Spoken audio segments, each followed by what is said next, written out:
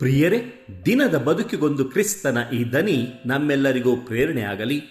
ಪೂಜಾ ವಿಧಿಯ ತಪಸ್ಸು ಕಾಲದ 2ನೇ ವಾರ, ಫೆಬ್ರವರಿ 26, 2024, ಸೋಮವಾರ.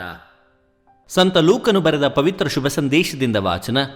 6ನೇ ಅಧ್ಯಾಯ, 36ರಿಂದ 38ರವರೆಗಿನ ವಚನಗಳು. ಆ ಕಾಲದಲ್ಲಿ ಯೇಸು ತಮ್ಮ ಶಿಷ್ಯರಿಗೆ ಹೀಗೆಂದರು: ನಿಮ್ಮ ತಂದೆಯಾದ ದೇವರಂತೆ ನೀವು ದಯಾವಂತರಾಗಿರಿ. ನೀವು ಇತರರ ಬಗ್ಗೆ ತೀರ್ಪು ಕೊಡಬೇಡಿ, ಆಗ ದೇವರು ನಿಮ್ಮ ಬಗ್ಗೆ ತೀರ್ಪು ಕೊಡುವುದಿಲ್ಲ.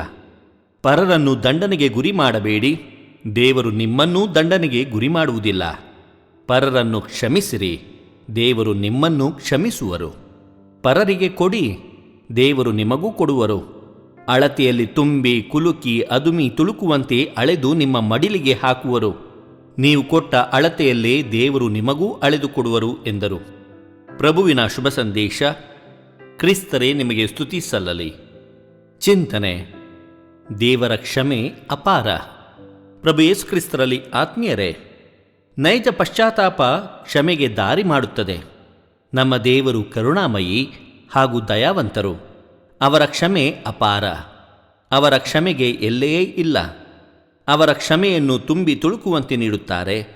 ನಾವು ಅಂತಹ ಕ್ಷಮೆಗೆ ಅರ್ಹರಾಗಬೇಕಾದರೆ ಇತರರನ್ನು ಉದಾರವಾಗಿ ಕ್ಷಮಿಸಬೇಕು.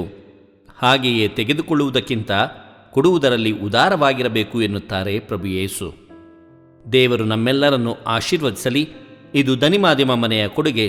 ಧ್ವನಿ ವಂದನೆಯ ಸ್ವಾಮಿ ಶಾಂತಕುಮಾರ್ ಜೆ, ಬೆಂಗಳೂರು ಮಹಾಧರ್ಮಕ್ಷೇತ್ರ.